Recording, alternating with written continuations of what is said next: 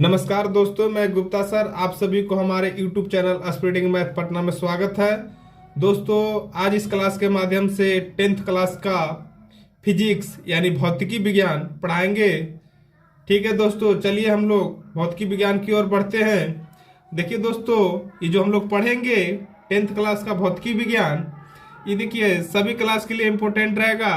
11th 12th ये competition के भी लिए इम्पोर्टेंट रहेगा। दोस्तों चलते हैं भौतिक विज्ञान की ओर। देखिए, भौतिकी विज्ञान पहले पढ़ेंगे दोस्तों।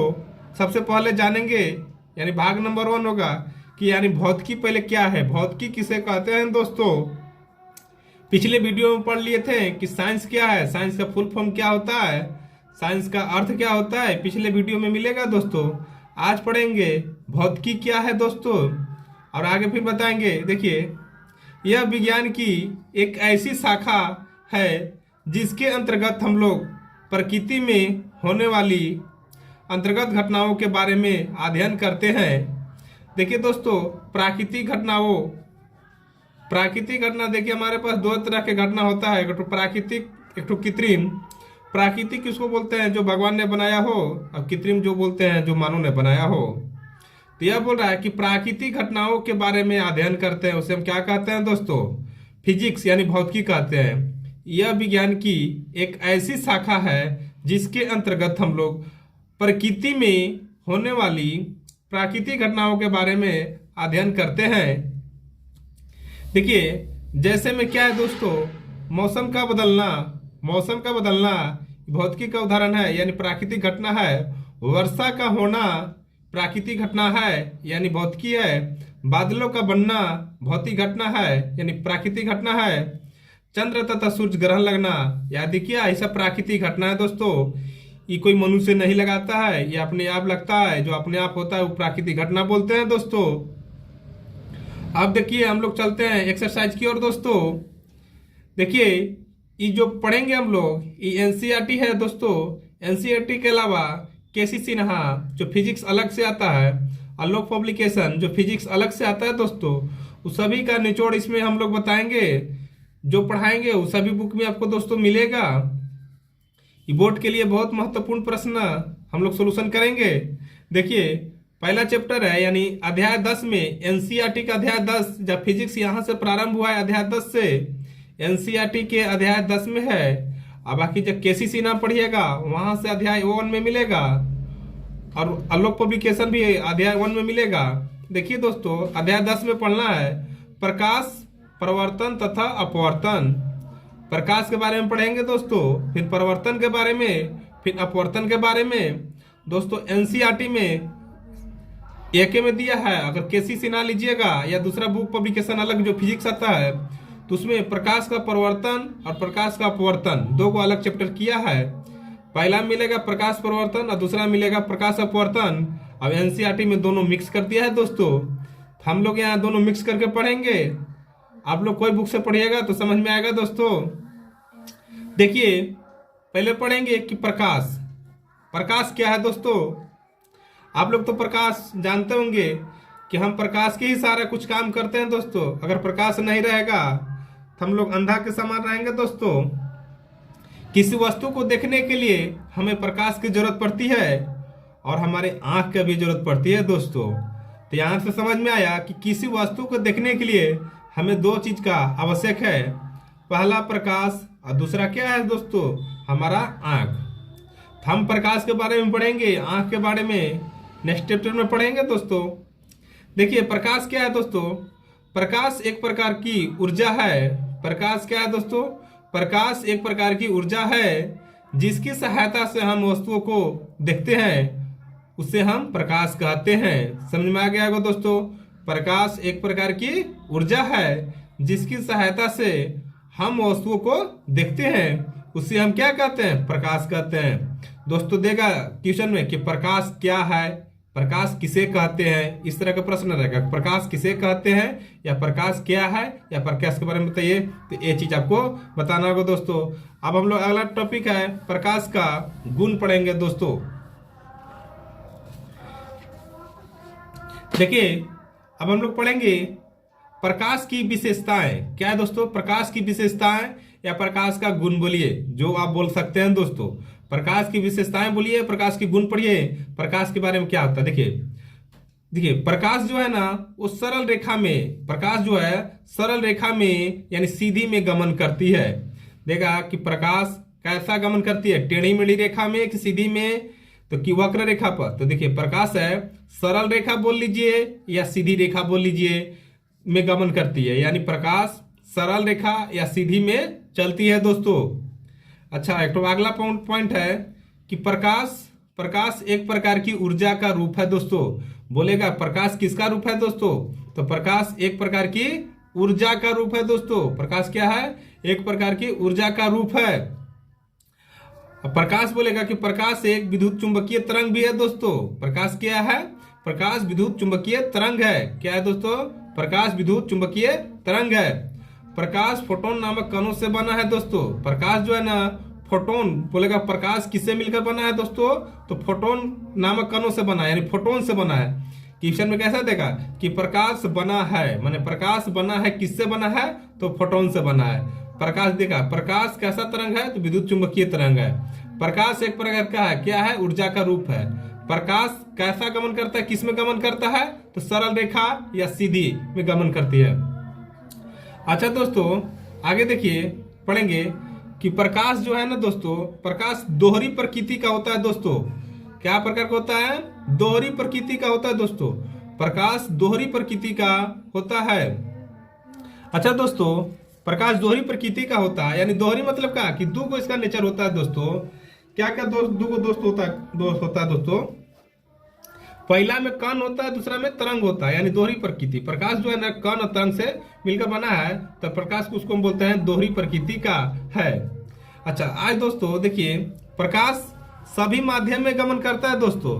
प्रकाश क्या करता है, सभी माध्यम में गमन करता है। अच्छा, माध्यम जानते हैं आप लोग। देखिए जिस तरह के आप लोग मार्केट बोलते हैं कि माध्यम, मान लेते हैं कि बाजार जाने के लिए जैसे आप लोग ऑटो, साइकिल, रिक्शा जाते हैं ना, तो आपको माध्यम हुआ कि मार्केट आए, साइकिल से आए, ऑटो से आए, बस से आए।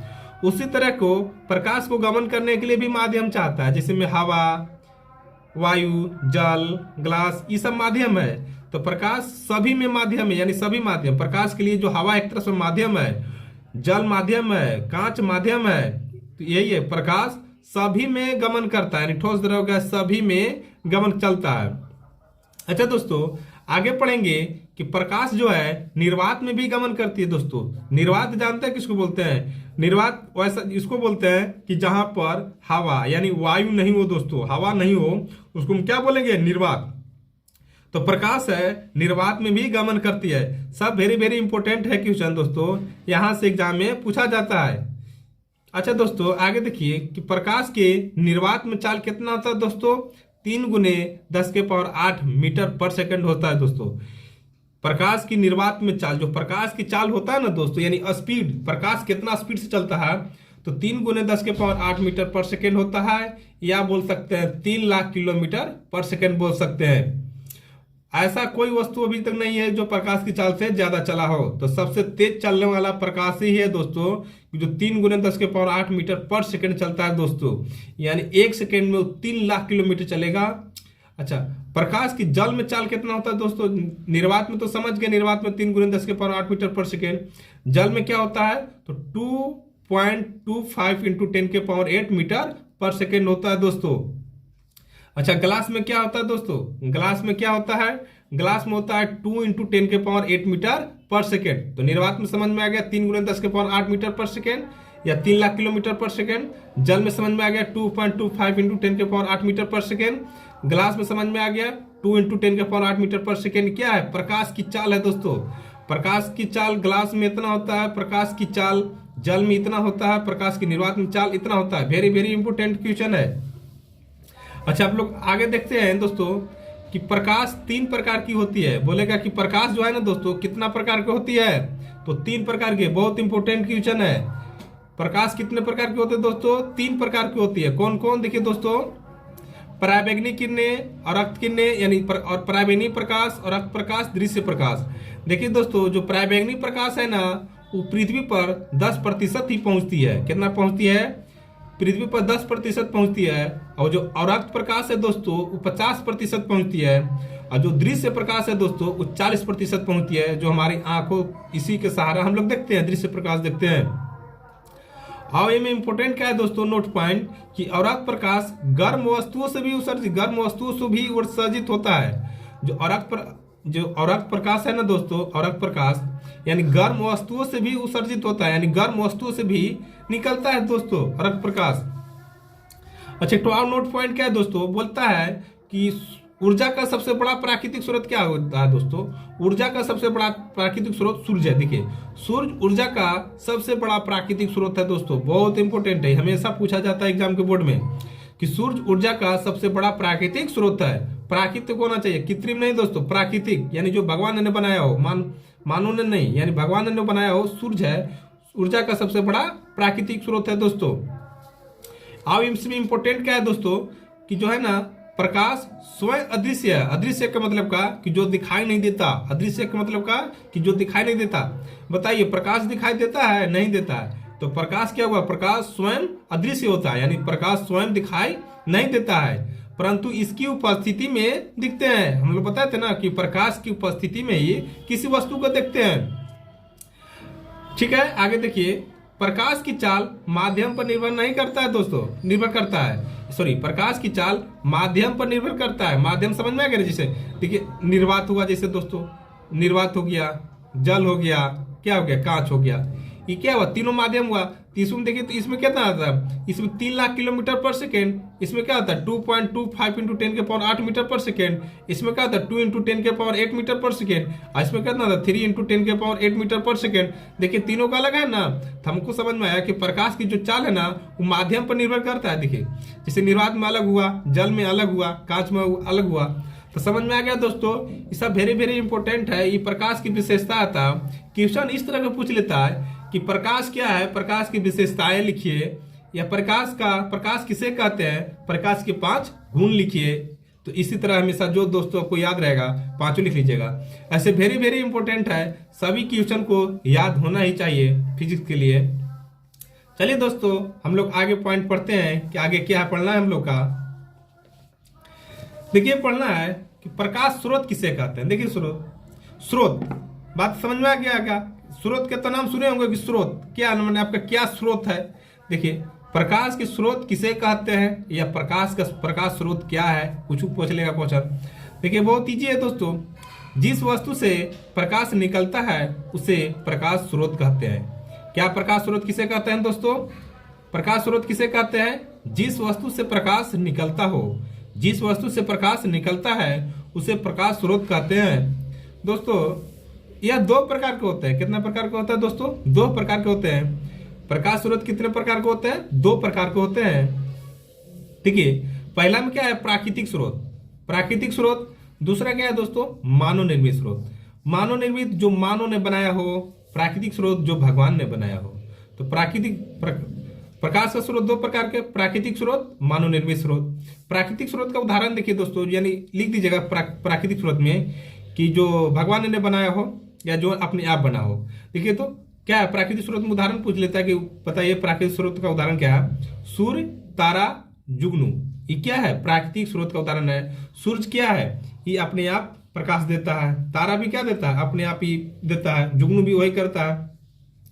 अच्छा दोस्तों, मानव निर्मित स्रोत क्या है? देखिए, मोमबत्ती है, लैंप है, दिया है, बिजली का जलता बल्ब है। ठीक है, ये मानव ने बनाया दोस्तों। एक तो आगे नोट पॉइंट इसी में है दोस्तों। देखिए, नोट, प्रकाश के जितने भी स्रोत है, देखिए प्रकाश के जितने भी स्रोत है उनमें अन्य प्रकार की विभिन्न ऊर्जाओं को प्रकाश में बदला जाता है। देखिए, ये समझ में नहीं आया आपको, उदाहरण करेंगे तो समझ में आएगा दोस्तों। प्रकाश के जितने भी स्रोत हैं उनमें अन्य प्रकार की विभिन्न ऊर्जाओं को प्रकाश में बदला जाता है। जिस तरह उदाहरण देखिए दोस्तों, बोला है उदाहरण कि लालटेन या लैंप में तेल में संचित रासायनिक ऊर्जा को प्रकाश ऊर्जा में बदल जाता है।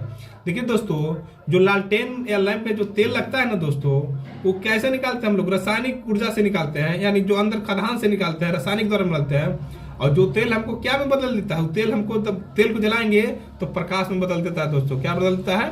प्रकाश में बदल देता है दोस्तों। उसी तरह बिजली के बल्ब और टॉर्च में विद्युत ऊर्जा को प्रकाश ऊर्जा में बदलता है। देखिए जो दोस्तों बोल रहा है कि बिजली का बल्ब है, अगर उसमें विद्युत देंगे तब ना प्रकाश में बदलता है। तो वही बोल रहा है कि बिजली के बल्ब भी है, बिजली के बल्ब है जो टॉर्च है, उसमें विद्युत देंगे तो प्रकाश में बदल देता है दोस्तों। तो समझ में आ गया होगा दोस्तों। अगर वीडियो अच्छा लगे दोस्तों चैनल को सब्सक्राइब करिए आगे वीडियो पाने के लिए। धन्यवाद दोस्तों।